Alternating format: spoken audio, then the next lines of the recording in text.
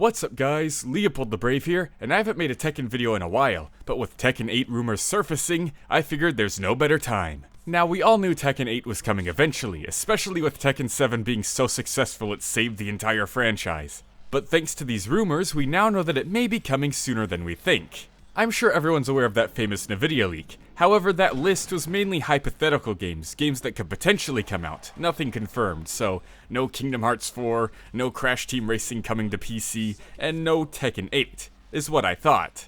If we were just going off the NVIDIA leak, I wouldn't have even bothered, but there's something else. Namco recently filed a patent for a new training mode. A training mode for what, you ask? Well, a training mode for what appears to be a fighting game, a hand-to-hand fighting game. So, sadly no new Soul Calibur stuff, but unless Namco is dropping a brand new fighting game IP on us, this is definitely meant for Tekken. If my silly brain can remember, I'll leave a link to it down in the description below so you can check out this patent for yourself. But yeah, we all knew it was coming, but this is the first we've heard of potential work and development on it, so get excited! Now for some of you that may be a bit tricky, because moving to the next installment in Tekken means potentially leaving a big part of Tekken behind. That big part being the character Heihachi Mishima. I doubt you'd be watching this video if you haven't played Tekken 7 already, but in case you haven't, spoilers, the character Heihachi Mishima dies at the end of Tekken 7. Now, Tekken characters quote-unquote die all the time and then just magically come back, but they really emphasized it with Heihachi. They had the sounds of his heart beating slower and slower until it eventually stopped. They had him tossed in lava, which Kazuya did survive, but that's because he had the Devil Gene, and G-Corp was able to revive him by experimenting with it. Heihachi doesn't have that. So it really seems like they were trying their best to drive home the point that Heihachi is deceased. And this has a lot of people worried, because a couple other characters who are implied to be deceased haven't returned yet, like Wang Jinrei or Baekdo-san. So, have they really pulled the trigger and taken Heihachi out of the series for good?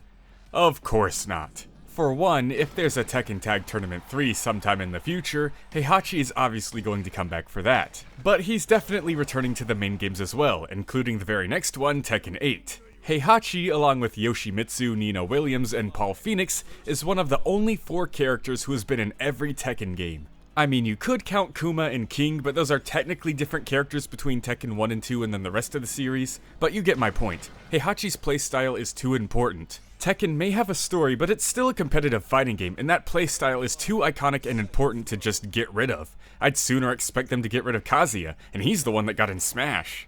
But I hear ya, some of you still aren't convinced by this whole gameplay reason because Wang and Baek still aren't here despite being dead, even though their gameplay is also important too. Them being dead in the story seems to have completely wiped out their chances of returning as playable characters in the mainline games. So why would Heihachi be any different under these circumstances? And the simple answer is, he's coming back. And I don't mean that to say that he's coming back to life, I just mean he's coming back to this story. He's still very important.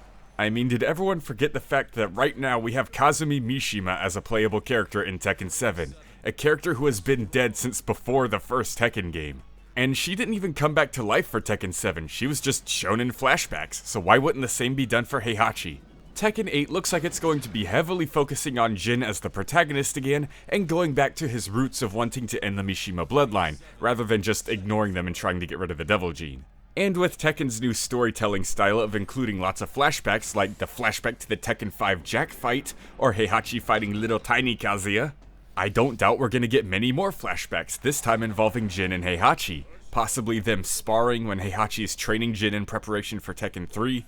Or maybe they'll extend Heihachi's betrayal of Jin in Tekken 3 to a full-blown fight instead of Devil Jin just slamming him through the wall. But either way, Heihachi is definitely going to be there and he's still going to return as a playable character. In fact, Heihachi's actually been in a very similar situation before in the past.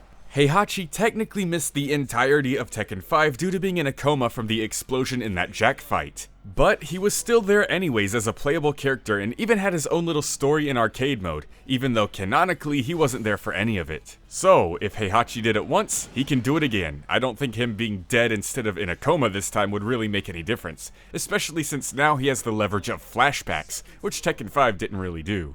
Now that we have this brand new Namco fighting game tutorial patent, and with no reason for Heihachi not to return, there's no reason not to get excited for Tekken 8.